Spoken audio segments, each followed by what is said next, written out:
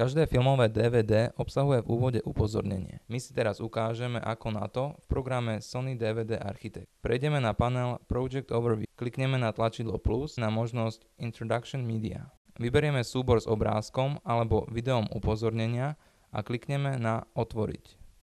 V paneli Project Overview si označíme položku s upozornením.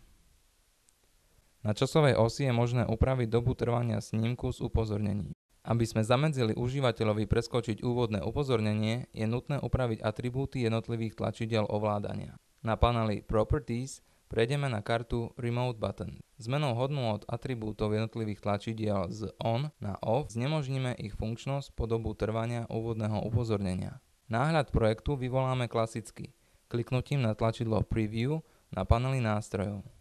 Vidíme, že úvodné upozornenie nie je možné tlačidlami na ovládaní preskočiť.